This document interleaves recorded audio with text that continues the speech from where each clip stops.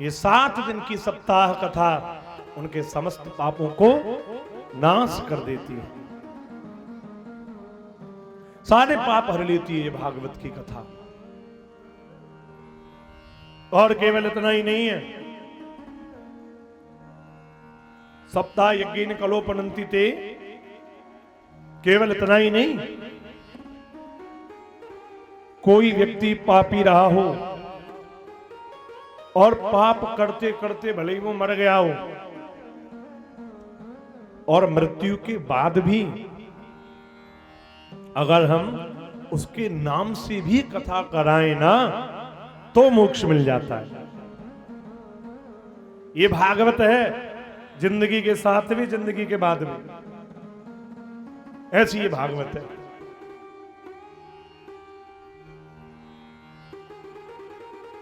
हमेशा सदैव मृत्यु पर्यंत भी भागवत मोक्ष दे देती है। नारद जी बोले ये बात मेरी समझ में नहीं आई, ये बात मेरी समझ में तो नहीं आई। मरने के बाद भला मोक्ष की प्राप्ति कैसे संभव है? बोले संभव है, मृत्यु के बाद भी मुक्ति संभव है। और प्रमाण के लिए एक कथा सुनाई है सनत कुमार जी ने नारद जी को, और ये कथा सुना रहे हैं सूत जी 88,000 ऋषियों को। वो सुना रहे हैं ऋषियों को क्या कि सनत कुमार जी नारद जी को कथा सुना रहे हैं। अब नारद जी क्या सुन रहे हैं? ये सुन रहे हैं एक प्रमाण की कथा। तुंगभद्रा तटे पूर्वम भूतपत्तन ममत्तमम यत्र वर्णा स्वधर्मेण सत्य सत्कर्म तत्परा। तुंगभद्रा नदी के किनारे एक नगर, उत्तम नगर, वर्णाश्रम धर्म का पालन करने वाले लोग वहां रहते, और उनमें एक पंडित जी भी रहते। पंडित जी को नाम आत्मदेव, आत्मदेव पंडित जी हैं। बड़े कर्मकांडी हैं, यजमानों के यहां पे पूजा पाठ कराने जाते हैं, नित्य उनका ये काम है। तो एक दिन, और इनकी जो पत्नी है ना पंडित जी की, जो धर्म पत्नी है, उनका नाम है धुंधली। जितने पंडित जी कर्मकांडी विद्वान है उतने की जो उल्टी है उनसे एकदम।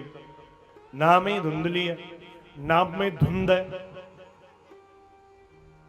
यथा नाम तथा गुण, नाम का प्रभाव बड़ा होता है, नाम जैसा होगा गुण भी मिलते हैं उससे फिर।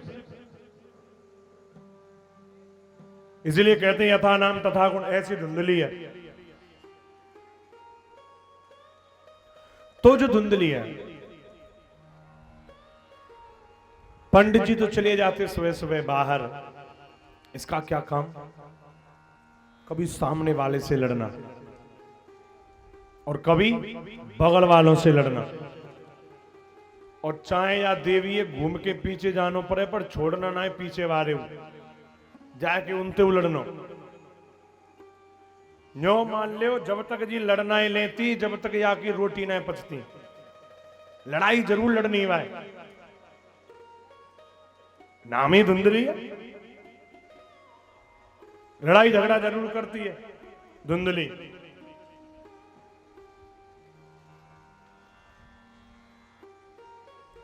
और जैसे ही पंडित जी आ जाएं, लौट करके आते, ओहो, फिर तो एक लोटा में पानी लेके दरवाजे पे खड़ी है जाती। आइए स्वामी, नेक सौ पानी इतको लुढ़कायो, नेक सौ पानी इतको लुढ़कायो। आइए आइए विराजिए, जल ग्रहण करिए। अब पंडित जी है लगी बड़ी बढ़िया है ये तो, है? कितनी सुशील है, कितनी गुणवान है। पंडित जी के लिए तो बड़ी गुणवान हुई। अब पंडित जी का पता, पंडित जी के आने के बाद घर में रामायण जैसा माहौल है और पंडित जी के जाने के बाद घर में महाभारत हो जाती है। पंडित जी के सामने कुछ और पंडित जी के बाद में कुछ। नाम धुंधली।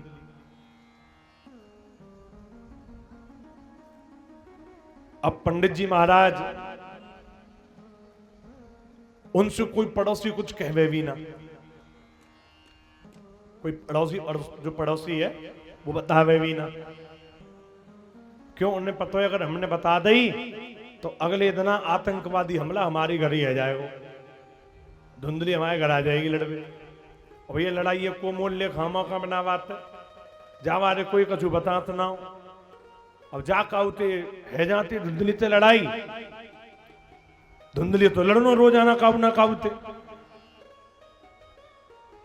कछु से होते ऐसे जिनने जब तक लड़ना है ले काउते मरना है माने लड़ बहुत जरूरी है। कोई मिल जाता है लड़ने को लड़ लो, ऐसी ये धुंधली थी। पंडित जी के घर कोई पुत्र था नहीं, संतान थी नहीं। पड़ोसी आकर के कहते हैं अरे पंडित जी आपके घर पितृ दोष चल रहा है क्योंकि आपके घर पुत्र नहीं है, पितृ नाराज हैं। आपके पितृ बड़े रुष्ट हैं।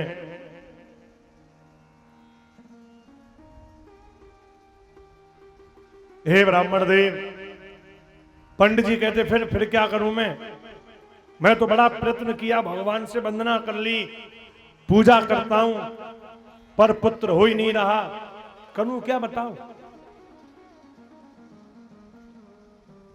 एक दिन तो वन में आकर के बैठ गए, वो परेशान है, बैठे बैठे रो रहे हैं पुत्र के लिए। तो वहां से कुछ संत निकल करके जा रहे थे। अब जंगल में बैठे तो संत तो निकलते ही हैं। संत जा रहे थे, संतों ने देखा कोई रो रहा है और वन में रो रहा है तो शायद हो सकता है भगवत प्राप्ति के लिए रो रहा हो, भगवान के लिए रो रहा हो सकता है।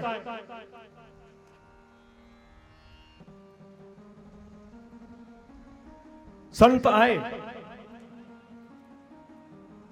और संत आकर के देखा, बोले पंडित जी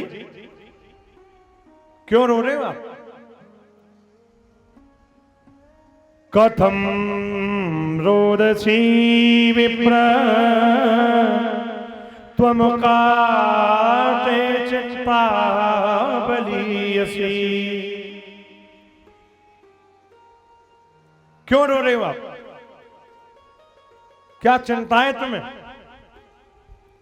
काते चिंता बलीयसी।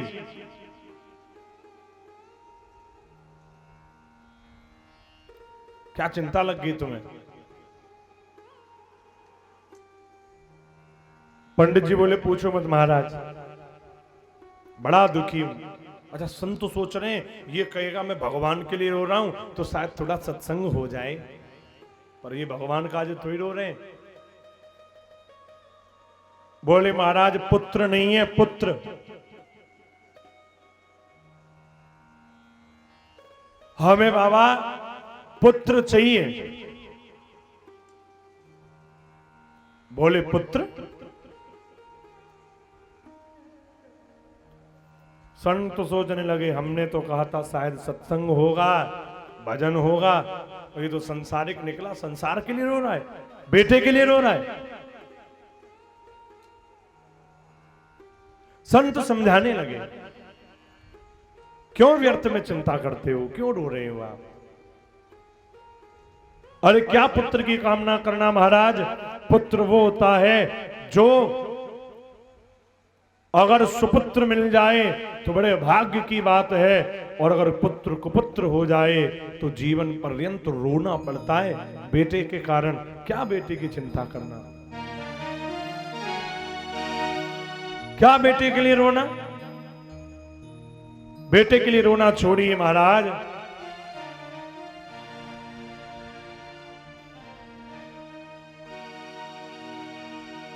ये वही पुत्र है मरने के बाद में, ये पुत्री है जो ये कहेगा अरे अरे बहुत समय हो रहा, जल्दी करो। अब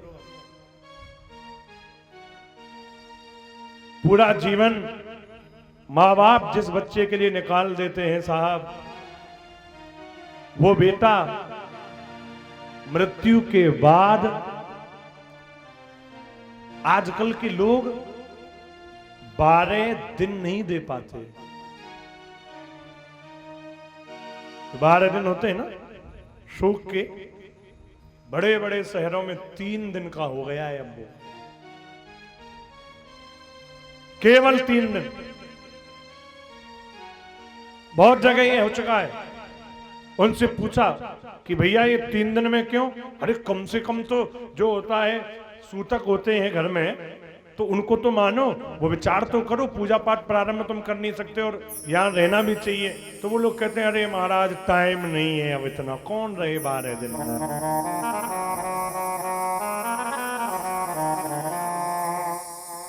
कौन रहे 12 दिन?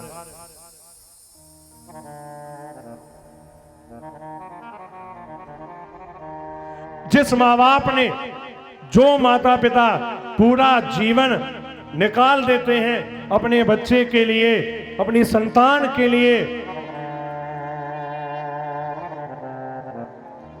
और वही औलाद बड़ी होकर के अपने माँ बाप के लिए कह देती है कि समय नहीं है।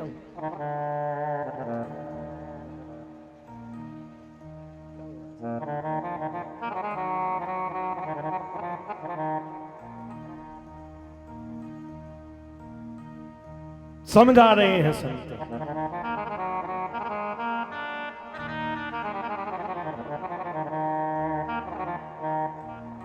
कि 4 दिनों की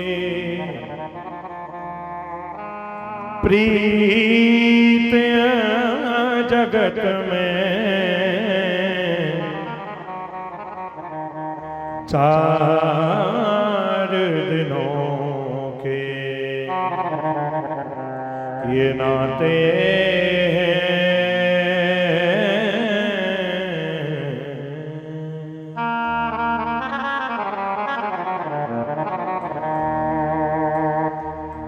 4 दिनों की प्रीत जगत में, 4 दिनों के ये नाते हैं। और पलकों के पर्दे पड़ते ही सब नाते मिट जाते हैं।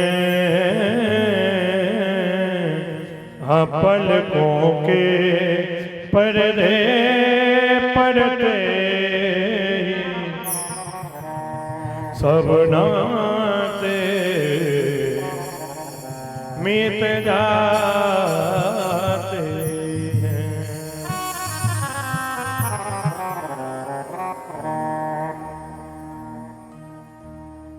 जिस दिन ये पलक रूपी पर्दे गिरे, कह रहे ना ये बेटा मेरा, ये बेटी मेरी है, ये घर मेरा है, ये परिवार मेरा है। पलकों का पर्दा गिरते ही ये मेरा मेरा सब अलग हो जाता है।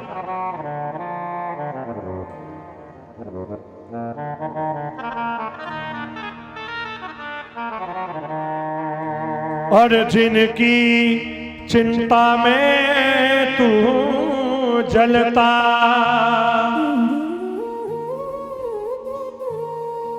अरे वे ही चिता जलाते हैं। जिनकी चिंता हम दिन रोज करते हैं ना, ये मेरा वो मेरा, वही जिनकी चिंता करते करते पूरा जीवन निकल गया, एक दिन वही शमशान में ले जाएंगे।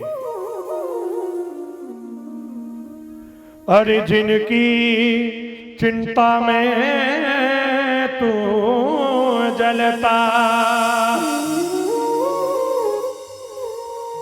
अरे वे ही चिता जलाते हैं। और जिन पर रक्त बहाए जल समान, फिर जल में वही बहाते हैं।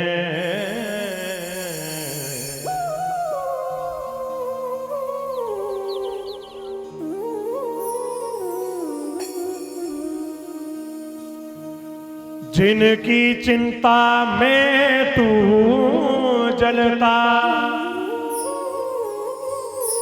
अरे वे ही चिता जलाते हैं। और जिन पर रक्त बहाए जल समान, फिर जल में वही बहाते हैं।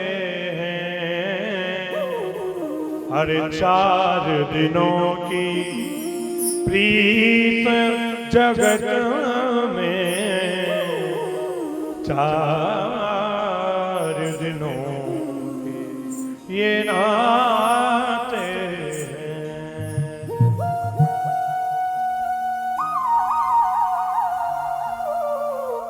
चार दिनों का है सब।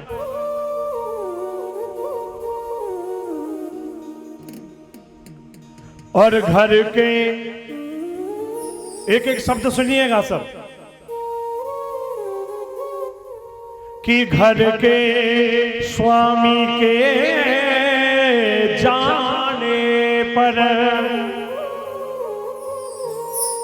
अरे घर की शुद्धि कराते हैं। घर के स्वामी के जाने पर, अरे घर की शुद्धि कराते हैं। और पिंड दान कर प्रेतात्मा को, सब अपना पिंड छुड़ाते हैं। ये घर मेरा, ये खेत मेरा, लाखों गए यहां से लाखों करोड़ आए। जिस समय ध्यान देना, जिस समय व्यक्ति अपनी जमीन पर, भूमि पर खड़े होकर के ये कह देता है कि ये मेरा है, उस समय पृथ्वी बड़ी हंसती है। पृथ्वी को बड़ी हंसी आती है कि अरे देखो तो, आज से सालों पहले इसका बाबा भी यही कहता था कि ये जमीन मेरी है। और अब फिर इसका पिता भी यही कहता था ये जमीन मेरी है। और अब ये कह रहा है, बाबा कहता था बाबा भी गया, पिता कहता था पिता भी गया, अब ये कह रहा है यानी ये भी जाएगा।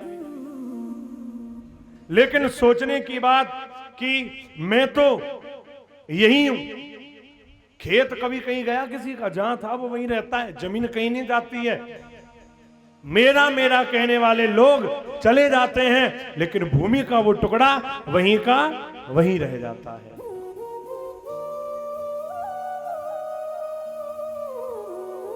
आज तक ऐसा कोई आया कि भैया कोई मर हो और अपने घर लगो हो? है कोई घटना घटी? कभी आपने ऐसी कोई खबर सुनी है कि महाराज एक आदमी मरो भैया, और जब मरो तो मरो खेत उड़ के गयो संग वाके भैया मुंह कहां छोड़ के जावे? कभी सुनी तुमने ऐसी खबर? और देखो यार खेड़ा गांव की तो पता ना भैया, हमारे मथुरा में तो कबू ना भैया ऐसा कहूं होता ही नहीं है। जाएगा ऐसे ही, कुछ लेके नहीं जाता। यही बात तो समझा रहे हैं संत, ध्यान से सुनो क्या कह रहे हैं कि घर के स्वामी के जाने पर अरे घर की शुद्धि कराते हैं। कह रहे हो ना मेरा घर मेरा घर, अरे तुम मर जाओगे ना तो घर भी अशुद्ध हो जाएगा। अरे तुम्हारे जाने के बाद 12 दिन तक घर अशुद्ध रहेगा, शुद्धिकरण होगा, तब जाकर के घर शुद्ध माना जाएगा। तुम कह रहे हो ये घर मेरा है।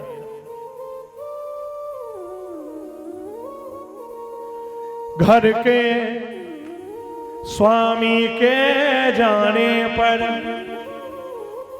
अरे घर की शुद्धि कराते हैं और पिंड दान कर प्रेतात्मा से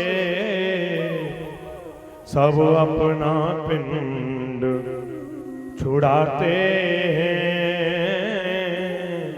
अरे पिंड दान कर प्रेतात्मा से अपना पिंड छुड़ाते हैं। कह रहे हो ना मेरा बेटा, सुनो जैसे आप कह रहे हो ना ये मेरा बेटा है, ये मेरा परिवार है, मरने के बाद ये तुम्हें देखना नहीं चाहते। अगर इन्हें तुम सपने में दिख जाओ ना, मरने के बाद अगर तुम इनको सपने में भी नजर आने लग जाते हो तो ये लोग गंडा बनवाने के लिए, ताबीज बनवाने के लिए भटकने फिरने लग जाते हैं। अरे मैंने भूत देख लिया। आप मरने के बाद इन्हें नजर आके दिखा दो ना तो 3 दिन बुखार से नहीं उठेगा। अरे भूत देख लिया।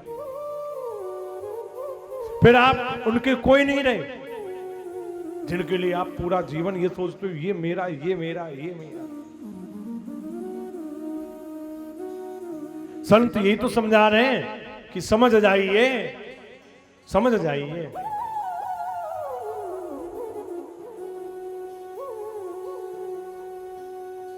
कि चौथे से 40वें दिन तक हर एक रस्म निभाते हैं। सब काम कर लेंगे पर मृतक के लौटाने का कोई जोखिम नहीं उठाते हैं। 4 दिनों की प्रीत जगत में 4 दिनों के नाते हैं।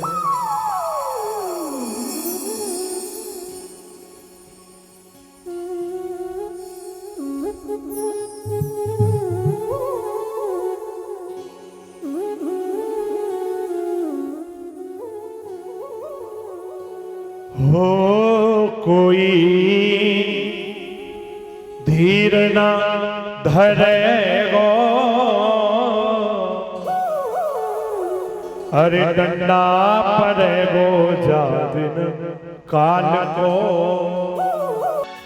अरे महल अटरिया संग न जाएंगे,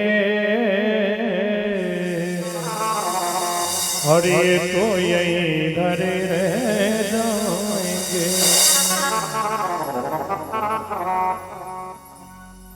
ये समझा रहे हैं, कौन समझा रहे हैं? संत। किसे किसे समझा रहे हैं? या को मतलब ध्यान ही ना है कथा कहां चल रही है। आत्मदेव जी देखो, जो कुर्सी पे भले बैठे पर कथा ये पूरे ध्यान से सुन रहे, इन्हें सब पता है कहां चल रही है।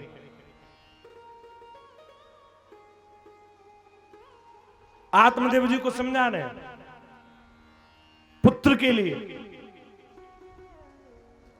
आत्मदेव जी बोले, देखिए हमें तो पुत्र चाहिए बाबा, कथा ना सुननी। बेटा चाहिए, बेटा। बोले, बेटा हम तुम्हारी मस्तिष्क रेखा पढ़कर के कह सकते हैं तुम्हारे 7 जन्मों में तुम्हें पुत्र का सुख तो है ही नहीं। पुत्र का सुख नहीं है तुम्हें। बोले, आप तो संत हैं, आप चाहें तो कुछ भी कर सकते हैं, हमें तो पुत्र चाहिए बस महाराज। बोले, तो पुत्र तुम्हें चाहिए? एक फल दे दिया, काय से जाकर के अपनी पत्नी को खिलाना। पंडित जी आए, आकर के फल देकर के धुंधली को दिया, काय से खा लेना, ये फल खा लेना तुम। और धुंधली को देकर के चले गए पंडित जी वो फल देकर के।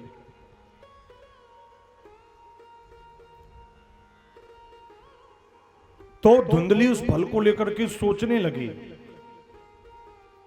खाऊं या नहीं खाऊं।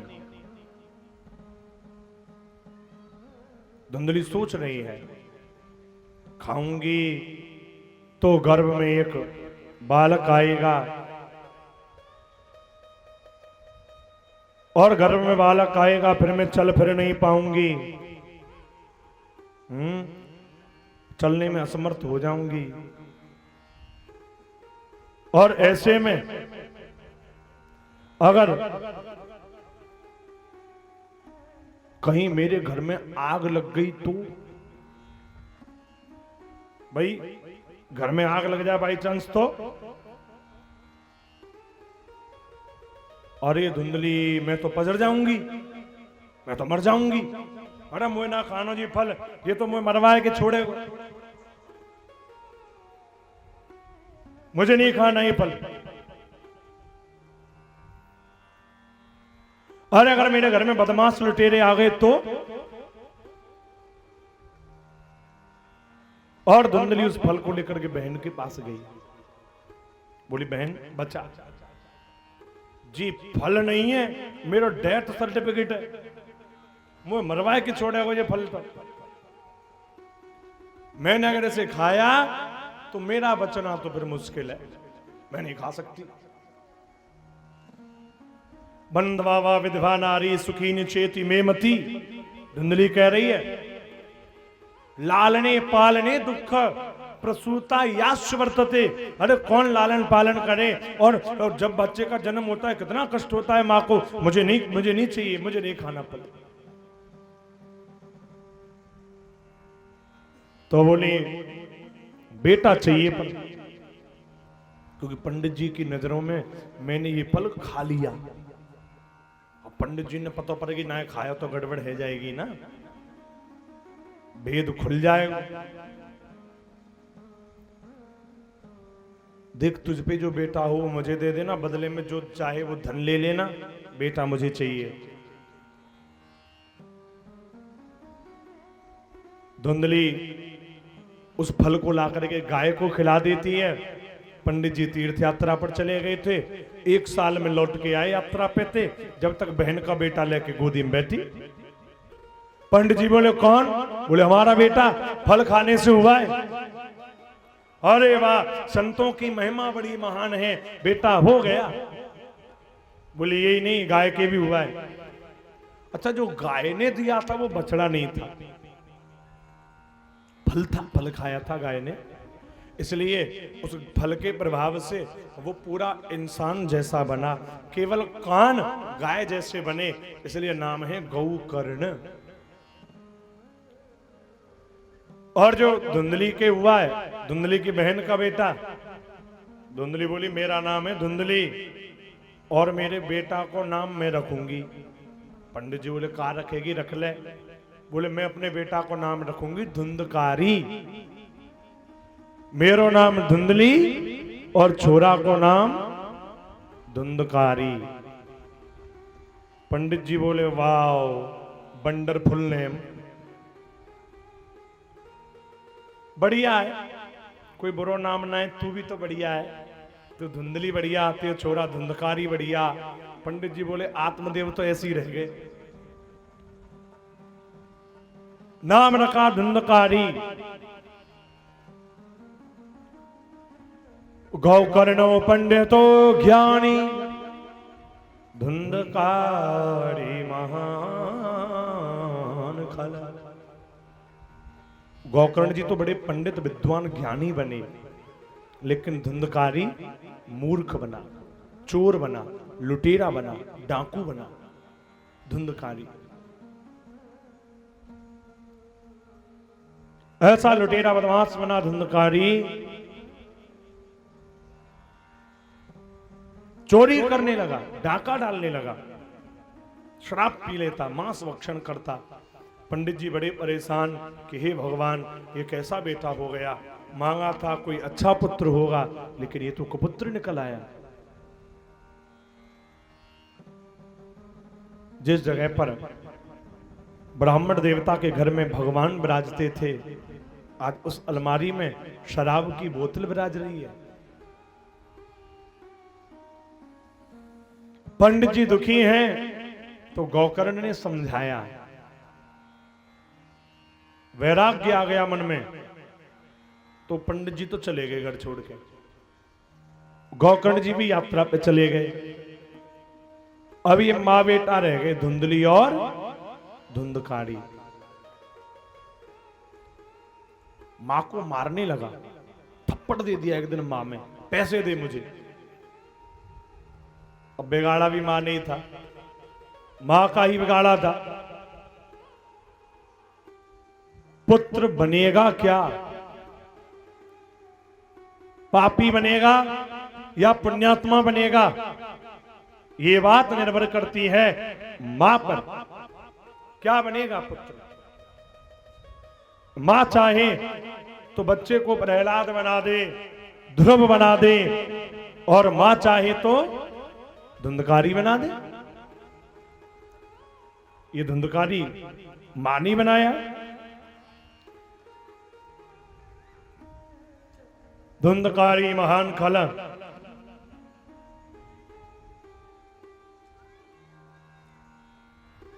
मां ने आत्मग्लानि में भर करके कुएं में कूद करके आत्महत्या कर ली। कुएं में कूद गई मां, मैं नहीं रहूंगी, अब मैं नहीं जीऊंगी, आत्महत्या उसने कर ली।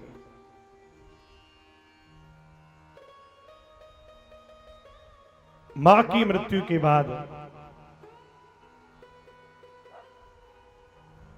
5 खतरनाक वेश्याएं लेकर के आया ये, और 5 ऐसी हैं बड़ी खतरनाक है। 5 की 5 एक दिन प्लानिंग करती हैं, ऐसे कई बार राजा ने पकड़ लिया, अब इसे फांसी होगी, ये तो मरेगा ही, हम क्यों मरे यहाँ के चक्कर में आए के। तो क्या हुआ, इन 5 ने धुंधकारी को मारने की योजना बनाई। उसी के घर में गड्ढा खोदा, सो रहा था, रात में सोते हुए धुंधकारी को चारपाई से बांध दिया, मुंह खुला उसका, गरम गरम कोयले लिए, अंगारे लिए, और गरम गरम अंगारे कोयले लेकर के मुख में डाल दिए।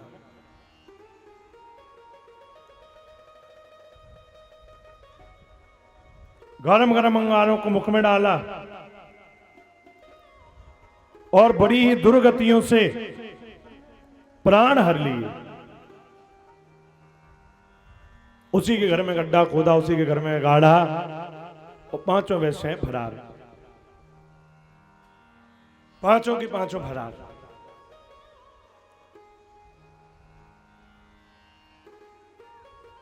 अब धुंधकारी प्रेत बन गया, महान प्रेत बन गया।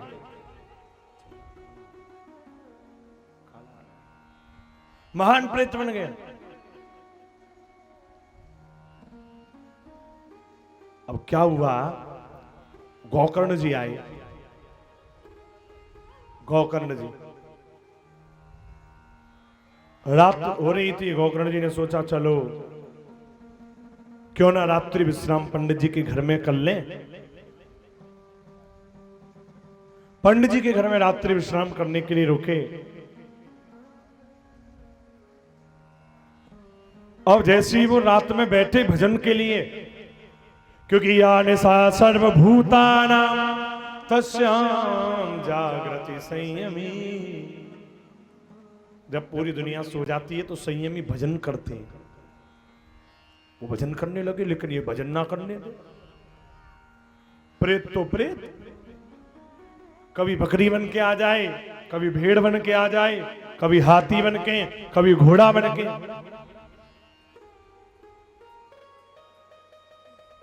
तरह तरह के रूप लेकर के आने लगा। कभी कुछ बन जाए। गोकर्ण जी ने अंजलि में जल लेकर के छींटे मारे, कौन है? तो एक परछाई खड़ी हो गई, मैं हूं मैं, धुंधकारी।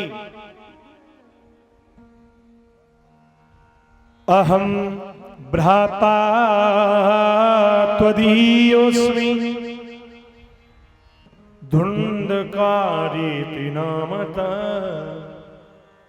मैं अहम भ्राता त्वदीयोऽस्मि, मैं तुम्हारा भाई हूं। और धुंधकारीति नामतः, मेरा नाम धुंधकारी है।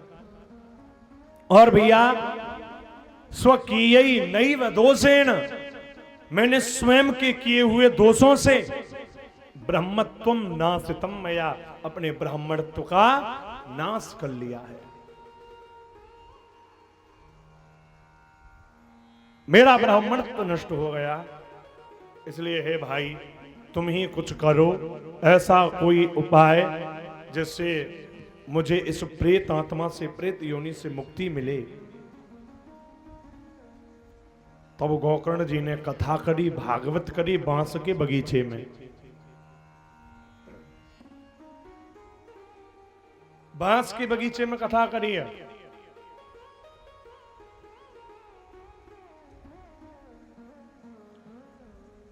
वहां पर धुंधकारी को बुलाया गया। एक बांस में आकर के वो धुंधकारी बैठ गया। आसन पर बैठेगा तो आवाज डाली जाएगी, बांस में बैठ गया। हजारों लोग कथा सुनने, पूरा गांव आता, सब कथा सुनते। प्रेत जो है वो बांस में बैठ के सुनता। एक दिन हुआ, 2 दिन हुए, 3 दिन, 4 दिन। एक दिन हुआ, एक गांठ फटी, दूसरे में दूसरी ग्रंथि, तीसरे में तीसरी। 7 दिन में 7 ग्रंथियां फट गई हैं। और वो बांस फटा, प्रेत निकला उसमें से। वो भी ऐसा नहीं, बड़ा सुंदर रूप लेकर के निकला, सिर पर मुकुट। और उसे लेने के लिए स्वर्ग से विमान आया, लेने के लिए विमान।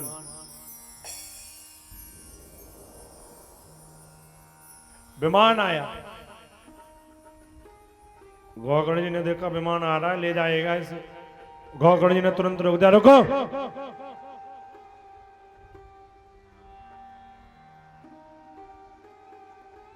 रुको, कहां ले जा रहे हो उसे? कहां ले जा रहे हो? बोले हम इसे ले जा रहे हैं स्वर्ग में, क्योंकि ये मर गया और इसने कथा सुनी है। भले ही पापी था, लेकिन कथा के प्रभाव से इसे मोक्ष मिला, इसलिए इसे हम स्वर्ग में ले जा रहे हैं। कथा तो यहां पर बैठे हुए हजारों लोगों ने सुनी। सबको विमान लाओ, सबको लेके जाओ, अकेले धुंधकारी को क्यों? बोले कथा भली हजारों ने सुनी है, लेकिन सबके सुनने का तरीका बड़ा अलग अलग है। कथा के जो श्रोता होते हैं वो 3 प्रकार के होते हैं, श्रोता, सरोता और सोता। जो ध्यान लगाकर, मन लगाकर पूरी कथा सुने, कभी उठे ना, बार बार किसी से बोले ना, वो होते हैं श्रोता। बड़ी शांति से जो कथा सुनते हैं वो होते हैं। और दूसरे नंबर पर होते हैं सरोता। और जहां सरोता होए वहां शांति तो है ही ना सके। बैठे बैठे बिना बात करे तो वे रेंगे ही ना, बात जरूर चलती रहेंगी। सरोता तो काटने वाला होता है ना, उसका काम ही यही है। चैन पे बैठे ही ना, सुपारी काटते हैं ना सरोता से, तो वो है सरोता। आकर के बैठ गए, बैठ करके देख रहे हैं, अरे भैया पंडाल तो बड़ा भव्य लग रहा है, पर इतनी देर है गई, हमारी भैंस दूध ना देगी, कथा कब तक चलेगी। बार बार घड़ी देखे। अच्छा वो घड़ी लेके भी ना आवे, दूसरे से पूछो देखो क्या बज गए, ना सुने ना का वो सुनंदे, वो है सरोता। खुदे तो चैन हथनाए और पड़ोसी ने और घेर के बैठ जाए वहीं पे, सुनो भैया भाई बाकी तो सब ठीक है, लेकिन कूलर में पानी ना है, पर आ जाओ भाई, गर्म सी हवा दे रहे हैं। कछु से तो जो कह रहे होंगे महाराज कैसी कलश यात्रा लगवाई, मर गए, बड़ी लंबी, वेतन में है के डोले। पर सरोता है चैन ना मिले वो, बिना बात करे, बात करतो ही रहेगो, करतो ही रहेगो, कथा तो वो सुने ही ना है। आस पड़ोसी ने उन्हें सुनंदे, सरोता। अच्छा जहां होते हैं ये सोता, तीसरे नंबर वाले, बड़ी शांति रहती है। घर पे तो सोवे ना है, नींद आवे ना है। और महाराज कथा को समय भी ऐसा ही है जब दुनिया सोवे, दिन में बहुत से बड़ी टाइम पे कथा। अब महाराज जी कैसे कैसे होगा बताओ, तुम कथा करते रहो सोते रहे, तुम्हारा काम कथा बांचवे को, तुम कथा बांचो, हम तो महाराज सोंगे। क्योंकि घर पे थे भोजन करके आके बैठेंगे तो नींद ही आवेगी। आज ही तो ना, कल ते तो पानी भरो में लगो, सवेरे में ठंडो में लगो पूरा पंडाल, कहूं सो जाओ फिर।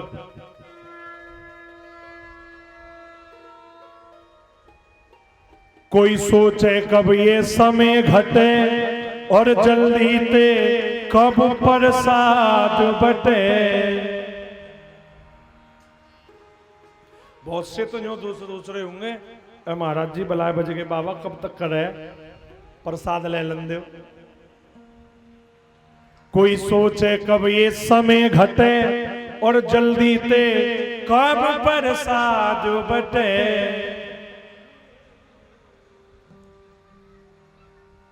सोता तो सोता, आएंगे आकर के बैठेंगे, कथा चालू भई और वो सोए, और कथा पूरी भई, जैसे ही लगो जोड़ते जयकारो, बोलो कृष्ण कन्हैया लाल की। नींद खुल गई, है गई कथा, है गई। अरे बड़ी बढ़िया कथा ही, बड़ा आनंद आयो भैया, बड़ा आनंद आयो, बड़ी बढ़िया कथा। अब प्रसाद लेके घर को चल रहे, जैसी प्रसाद लेके घर को जा रहे, रास्ता में एक जनो मिल गयो। कहां थे आए? कथा में थे, कथा है रही है तुम्हें ना पता, खेड़ा में कथा चल रही है। दूसरे ने पूछी, अच्छा कथा में से आए हो? हाँ। हाथ में प्रसाद लग रहा है, मही आ रही है पटरी के जो रहे, दिन भर रेल निकले वहां से। एक तरफ कथा की आवाज, दूसरी तरफ ट्रेन को मधुर संगीत, दोनों सुनाई पड़े। वहां ने पूछी, भैया कथा कैसे? बड़ा आनंद आया रो, बहुत आनंद आयो। मन मन में करो खूब सोयो। अच्छा भैया कथा में का भयो आज? का सुनो तेने? कथा में का भयो? कथा में देख का भयो जीना पतो, पर कथा बहुत बढ़िया आई। अब पतो तो जब पढ़े, जब सुनी हुए आए के तो सोए गए, कथा तो सुनी ना। तो वो होते हैं सोता। अब आप लोग सोता तो हो नहीं, पर कुछ कुछ सरोता हो तो कुछ कुछ सरोता हो। और एक और आते हैं कथा सुनने। इतने तरीके तो मैंने आपको बता ही दिए लोग आने वाले। एक तरह के और आते हैं, पर उनको मैं नहीं बताऊंगा, फिर गड़बड़ हो जाएगी, है ना, मैं ना बता रहा।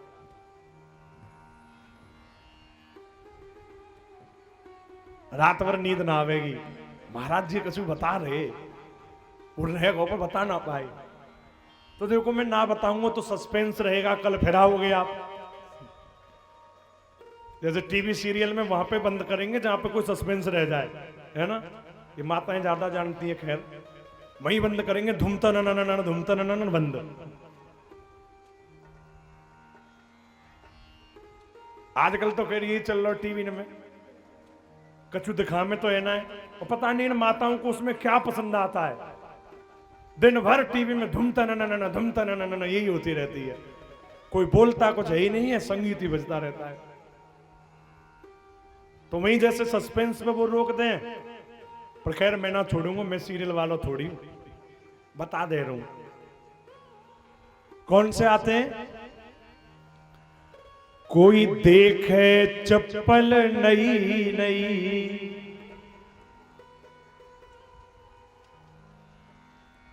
और घर ते आवे नंगे पाम, न्याते जोड़ी ले जावे कई कई। कई कई जोड़ी लेके चलते हैं। चप्पल बहुत चुड़ गई। हम गए थे महाराज वहां कथा सुनवे, चप्पल चुड़ गई। खैर यहाँ की नहीं है बात ही ऐसी, यहाँ के लोग तो बड़े अच्छे हैं, कितने अच्छे लोग हैं यहाँ के। यहाँ पे कोई चप्पल चोर थोड़ी है। संग लेके बैठे, धन्य खेड़ा वारे हो। चप्पल ने नौटंकी में लेके बैठे, कथान में तो ही बैठे। पांडाल के अंदर चप्पल नहीं आनी चाहिए, ये भगवान का प्रांगण है। यहाँ पर रोजाना मंत्र उच्चारण होंगे, भागवत का मूल पाठ चल रहा है, और वैदिक मंत्रों से नित्य पूजन होगा। सारे देवता यहाँ पर विराजमान होंगे, और तुम चप्पल ने लेके आए रहे। तो चप्पलों को बाहर ही रखे। नहीं चुरेंगी, क्यों टेंशन ले रहे हो? चुर जाएंगी तो ये भैया नहीं दिवा देंगे। क्या चुरेंगी ना, काऊ की चप्पल ना चुर रही। यहाँ गांव में कोई चप्पल चोर थोड़ी है। मैं तो माँ की कह रहा हूँ, और जगह चुर जाए, बड़े बड़े शहर में चोर, हाँ बड़े बड़े शहर में चुर जाए, गांव में कबू चप्पल नहीं चुरे। गांव के तो बड़े दिलदार हुए, हाँ कुंकल तो संग फिल्ले के बैठ जाए। मंदिर में भी जामे ना, बहुत से तो दर्शन करवे, चप्पल ने ऐसी जगह उतारे में दिखती रहे। और सुनो, एक नजर रे भगवान जी पे, एक रे चप्पल पे। आगे त्वमेव माता च पिता त्वमेव। माता तो है कि भगवान जी, पिता है कि चप्पल। आधो ध्यान चप्पलन पर है, तो पांडाल के बाहर ही छोड़ दें। श्रोता, सरोता, सोता, ये तीन प्रकार के हैं, लेकिन मुक्ति मिलती है तो श्रोताओं को मिलती है, जो मन से ध्यान से पूरी कथा सुने वो है श्रोता। तो आप सब लोग तो श्रोता ही हो, पूरी कथा बड़े मन से ध्यान से सुन रहे हो।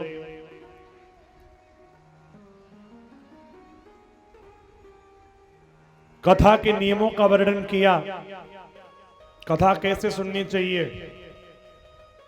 बोले भोजन क्या करना चाहिए सुनने से पहले। तो एक बार को तो बोले 7 दिनों तक घी पी के रहना है, शरद कुमार जी कह रहे हैं।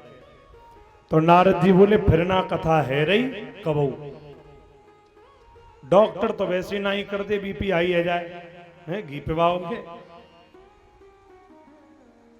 तो कोई और फिर संशोधन किया गया, बोले फिर ऐसा कर लो अल्पाहार लेकर के भोजन सुनो, स्वल्पाहार ले लो, कथा से पहले हल्का भोजन। हल्का भोजन क्यों? ताकि नींद ना आए, हैं?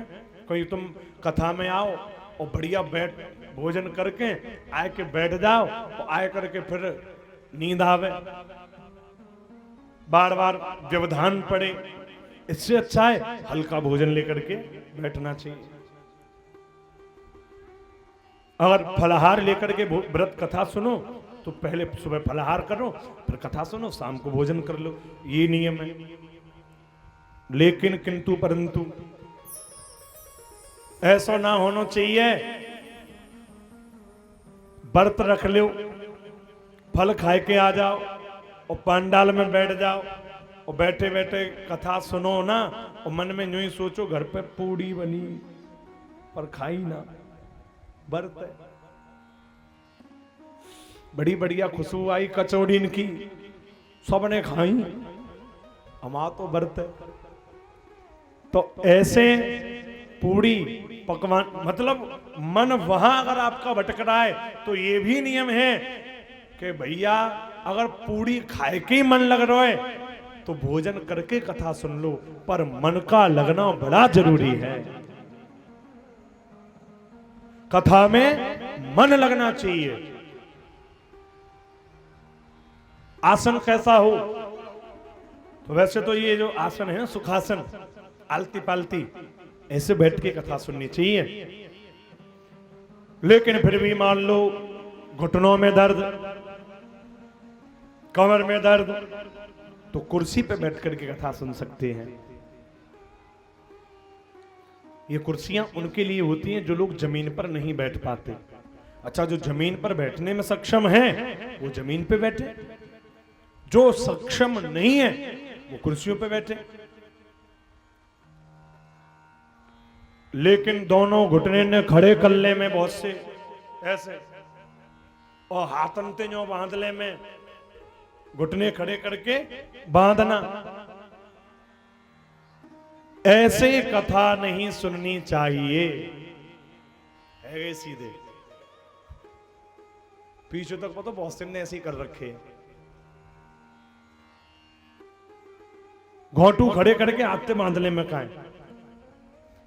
ऐसे कथा सुनना अपराध है। इस आसन का नाम ही दरिद्र आसन है। यही दरिद्र आसन है। तो ऐसे कथा नहीं सुननी चाहिए।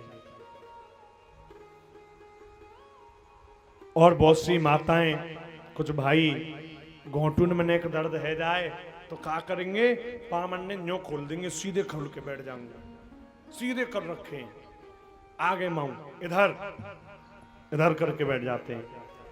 ले महाराज करो दर्शन चरणन के, आज ही धोए के लाए डिटोल थे।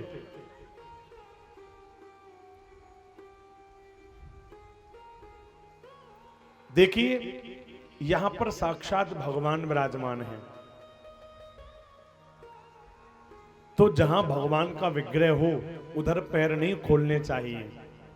इधर उधर खोल लो, ज्यादा तकलीफ है तो, लेकिन भगवान के विग्रह की ओर पैर खोलना निषेध कहा गया, वर्जित है, कभी मत खोलो। आगे कथा में अपराधों की संख्या आएगी, 32 सेवा अपराध है भगवान के, 32 सबका नाम आएगा आगे कथाओं में चलेंगी जब। तो उन्हीं में से एक सेवा अपराध है, भगवान की ओर चरण खोल के बैठ जाना। तो भगवान की ओर चरण खोल करके बैठना नहीं चाहिए। कोशिश करो आलती पालती मार के बैठ के कथा सुनो, हम तो बैठे हैं। नहीं बैठ सकते तो कुर्सी लग रही है, बैठ करके कथा सुनो। ये नियम है कथा में। सर्वतोभद्र नवग्रह आदि समस्त देवताओं की स्थापना, वेदी मंडलों की स्थापना होनी चाहिए। जो चौकियां सजती हैं ना, वो वेदियां होती हैं और उन्हीं पर देवताओं का स्थान होता है। हर चौकी एक अलग देवता का स्थान है। कछु से तो जो समझते पंडित जी ने डेकोरेशन अच्छी करी है, वो होती है कलरफुल तो होती हैं वेदियां, तो कछु से तो जो समझे पंडित जी ने डेकोरेशन बड़ी बढ़िया करी है। वो डेकोरेशन ना है, वो देवताओं के आसन है, उन पर देवता विराजमान होते हैं, तब वो बनाई जाती हैं वेदियां चौकियों पर। तो देवताओं का आवाहन स्थापना हो, कलश स्थापना हो, पितृ कलश आदि, ये नियम है कथा के। अनुष्ठान की तरह कथा को सुना जाए। और ऐसी भव्य महिमा बताई है कथा की, ज्ञान वैराग्य का बुढ़ापा दूर, भक्ति का कष्ट दूर, और सबके दिल में जाकर के माता भक्ति बैठ गई हैं। सबने भाव से हरि कीर्तन गाया है। फिर सब देवी देवता मिलकर के वहां आए हुए हैं, हरि कीर्तन गा रहे हैं। पहला कीर्तन भागवत में लिखा है जो अब गाने जा रहे हैं, भागवत का लिखा हुआ पहला कीर्तन है ये। कौन गा रहा है? सनत कुमार, प्रहलाद, उद्धव। प्रहलादस्य तालधारी, प्रहलाद जी ताली बजा रहे हैं, उद्धव जी खांसा बजा रहे हैं, उद्धव भी हैं। सनत कुमार जय जयकार की ध्वनि गा रहे हैं। बड़ा आनंद में भाव विभोर होकर के सभी ने हरि कीर्तन गाया है। तो आइए हम भी वही हरि कीर्तन गाएंगे सभी भाव से। वही भाव आ जाना चाहिए जो सनत कुमार जी के यहाँ आया है। भाव से सब गाएंगे मेरे साथ में मिलकर के कीर्तन को। और इससे आगे फिर हम लोग कल कथा सुनेंगे। आज महात्म की कथा को यहीं पर विश्राम देते हैं।